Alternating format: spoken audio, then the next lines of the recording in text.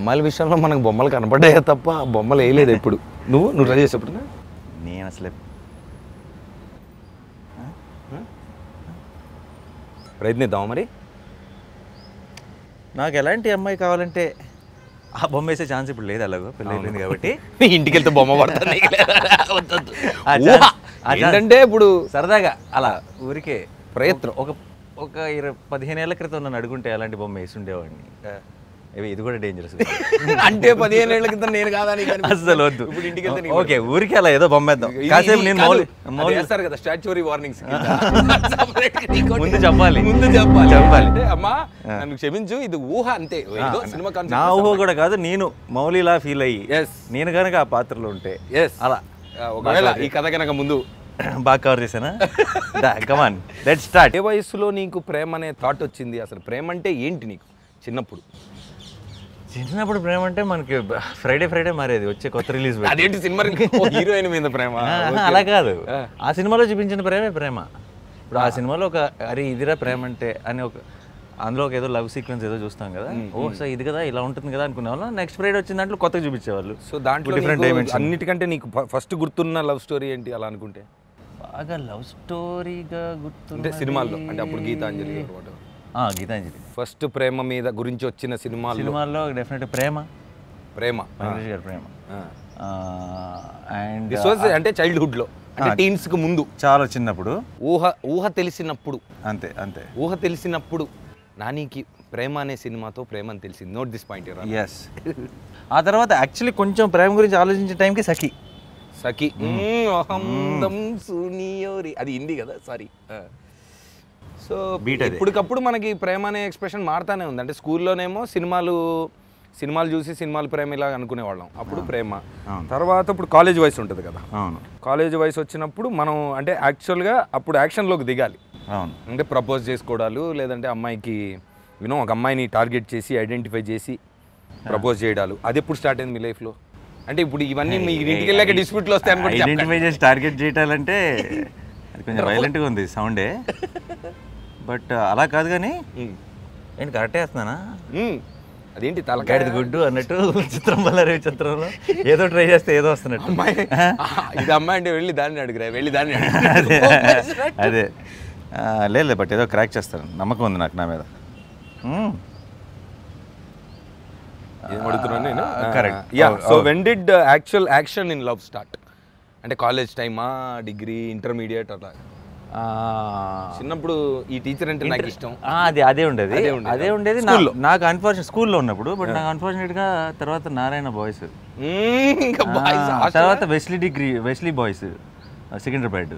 So బాయ్సే. So ఎప్పటికి చెప్పినా సరే నేను ఆ టీచర్ అంటే ఇష్టమే చెప్పాల్సి వస్తుంది అదేనా తర్వాత. బట్ కానీ చాలా విచిత్రమైన ఫీలింగ్ కదా అది. అంటే సినిమాలు చూసి చిన్నప్పుడు ప్రేమ అనుకుంటాం, తర్వాత మనం కాలేజీలోకి వెళ్ళినప్పుడు ప్రేమ అనుకుంటాం ఒక పాయింట్లో. అవును, ఏదైనా సినిమా ప్రభావం మన మీద చాలా ఎక్కువ కదా. చాలా సినిమాల్లో లవ్ మనకి బాగా అవును, చిన్నప్పటి నుంచి. మన దేశంలో ఎక్కువ, ఇంకా మన తెలుగులో ఇంకా ఎక్కువ. నేనైతే అసలు మన మురారి సినిమాల్లో సోనాలి బింద్రే గారు అసలు ఇంకా యూజ్ యువర్ డ్రీమ్ గర్ల్ అని స్లామ్ బుక్స్ అన్నిట్లో సోనాలి బేంద్రే అని రాసుకున్నాడు చిన్నప్పుడు. సినిమాల్లో తర్వాత అంటే Sonali Bendre Murari Indra definitely. And actionable love items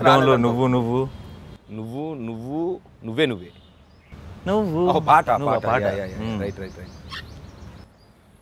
కానీ చాలా అంటే ఏ వయసులో ప్రేమ అనేది యాక్చువల్గా తెలుస్తుంది అనే దానికి ఆన్సరే లేదు కదా వాస్తవానికి. లేదుగా, ఎప్పటికీ తెలియదు. ఇంపాసిబుల్. అంటే ఇప్పుడు నువ్వు ఆ మాట లేవు, అది వేరే విషయం. అవును కాదు, అంటే తెలిసిందని అనిపిస్తుంది, బట్ అది మారుతూ ఉంటుంది. కొంచెం అది కాదేమో ఇదేమో, ఇది కాదేమో అదేమో అని మారుతుంటుంది. ఎప్పుడు కరెక్ట్గా ఫైనల్గా రీచ్ అవుతాం అన్నది నాకు తెలుసు. అది never ending story. This love story can never be ending.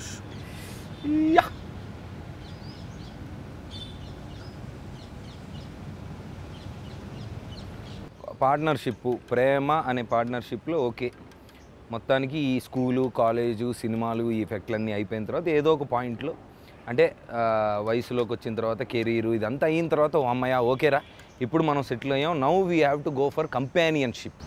అంటే ఓకే ఈ అమ్మాయితో నేను జీవితాంతం ఉండాలనుకుంటున్నాను అనే పాయింట్ నీకు ఎప్పుడు వచ్చింది ఈ అమ్మాయితో? అంటే అదే అంజుతో. ఎందుకో ఐ థింక్ 5 ఏళ్ళ క్రితం మన అంటే you started following your passion, అది స్టార్ట్ అయిపోయి బిజీ ఉన్నాను. ఒక వ్యక్తిని కలిశాను, నా ఫ్రెండ్ వాళ్ళ కజిన్ అవుతాను, తన ద్వారా కలిశాను. ఇనీషియల్గా ఏం లేదు, చాలా సరదాగా మాట్లాడే, చాలా హ్యాపీగా మాట్లాడేది. నా ఫస్ట్ ఆఫ్ ఆల్ మనకి అమ్మాయిలతో మాట్లాడటమే ఫ్రీ. బాయ్స్ కాలేజ్ అసలు లేదే ఏంటి మనతో ఇంత ఓపెన్గా ఇంత ఫ్రీగా మాట్లాడుతుంది అని ముందే అక్కడ చాలా స్పెషల్గా ఫీల్ అయిపోతాం కదా. తర్వాత ఎందుకో చాలా రోజులు long distance relationship Vizag. I remember your మినుగురు పురుగుల స్టోరీ. అలా కుదిరింది, చాలా కుదిరింది అంతే. కొన్ని కుదురుతాయి మనకు అలా రాసి పెట్టుంటే. సో అది కాస్త అలా రోజు మాట్లాడే కొద్దీ ఎందుకో ఏమైనా అమ్మాయిని బాగా అర్థం చేసుకుంటుంది. ఇప్పుడు ఒక అమ్మాయిని ఇష్టపడటం వేరు, తర్వాత లైఫ్ ఊహించుకోగలగడం వేరు కదా. కరెక్ట్, చెప్పి మంచి point, note this point your honour. ఎందుకు కొంతకాలం మాట్లాడిన తర్వాత లైఫ్ని ఊహించుకోగలను అనిపించింది. అంటే ఎంత టైం పట్టింది దానికి? ఒక 3 ఏళ్ళు, 3 years, 3-4 ఏళ్ళు, 3 years. అప్పుడు ఒకసారి. కానీ అప్పటికి మనం ఏంటి, మనం 1 ఫిల్మ్ ఓల్డ్, ఫ్యూచర్ ఉందా ఫ్యూచర్ లేదా ఇక్కడ. This was when you met her or?